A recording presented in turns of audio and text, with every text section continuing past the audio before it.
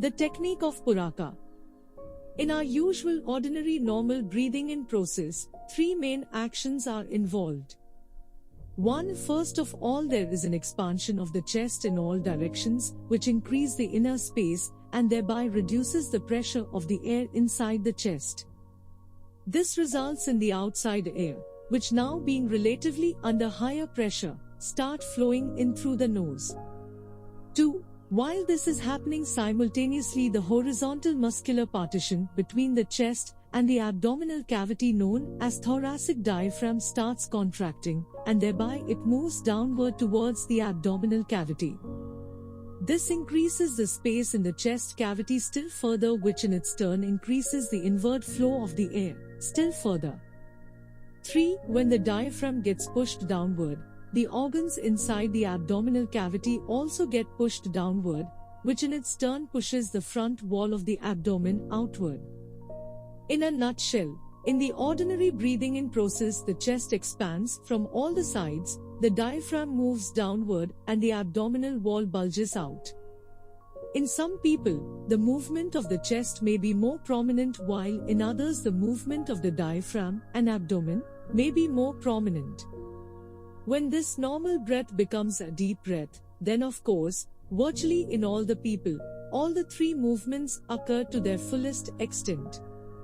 The process of Puraka, though slightly different, is very much like a movement occurring in the deep breath. Very gently and with full awareness, the chest is allowed to expand in its clavicular, i.e. upper, as well as costal, i.e. middle and lower, regions, and in both the directions from front to the back and from side to side.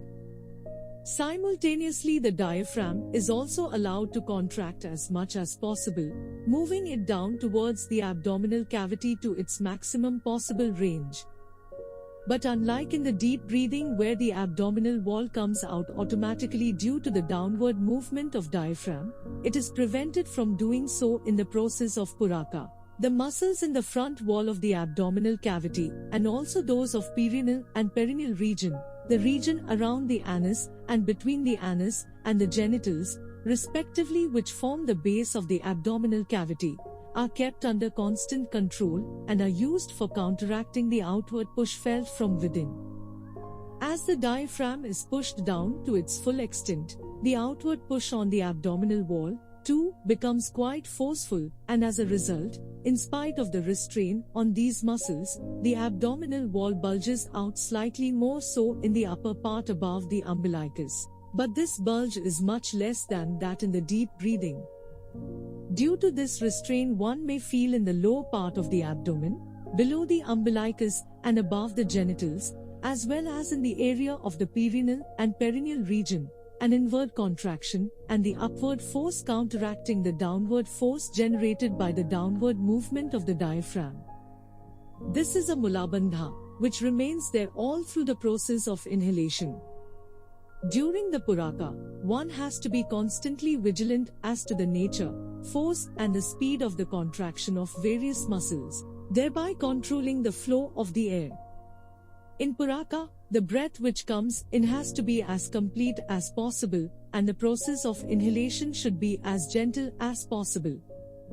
The time required for Puraka has to be worked out by keeping in mind that its relation in time to the phase of Kumbhaka and Rechaka has to be of some specific ratio, selected on the basis of one's capacity and progress in the practice of pranayama, and also taking into consideration that the total time of one breath should be such that at the end of Rechaka one should never feel suffocated or short of breath.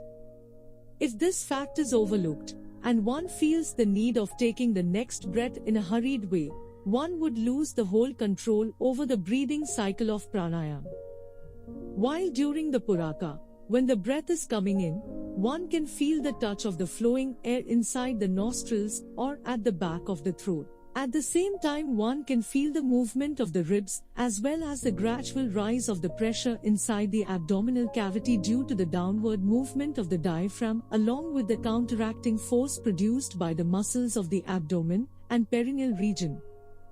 During the Puraka, one has to pay full attention to all these sensations associated with the gross movements of breathing. Through this heightened inner awareness, One then gradually starts becoming aware of the subtle flow of the pranic energy at the different locations inside the body space. During the inhalations, one may feel it flowing downwards from the roof of the nostrils, Agya Chakra, down through the throat, Vishuddha Chakra, chest, Anahata Chakra, upper abdomen, Manipura Chakra, lower abdomen, Swadhisthana Chakra, up to the bottom of the abdominal cavity, Muladhara Chakra. This downward flow of the pranic energy is known as Apnakti. It moves from Agya Chakra up to Muladhara Chakra and is arrested there due to Mula Bandha. Later on in Kumbhaka, this downward flow is not only arrested but is vigorously counteracted by generating the upward flow with the help of more vigorous Mula Bandha and Udyana Bandha, and in Rechka it actually starts flowing upward and then it is known as Pranakti. Here, one should remember that quite often the words prana and apna are equated with the breath inhaled and the breath exhaled, respectively. But here when we are talking about the gati or the subtle inner flow of the pranic energy and not the gross breath, the order in which these words are used gets reversed. The apnakti or the downward flow is associated with inhalation and the pranakti or the upward flow is associated with the exhalation. In the initial stage, one has to concentrate on the gross sensations arising from the flow of the air as well as from the contraction of various muscles. But soon, one starts becoming aware of these pranic currents, which are associated not only with the flow of the breath, but are also perceived during the Kumbhaka phase, even when the breath has stopped moving.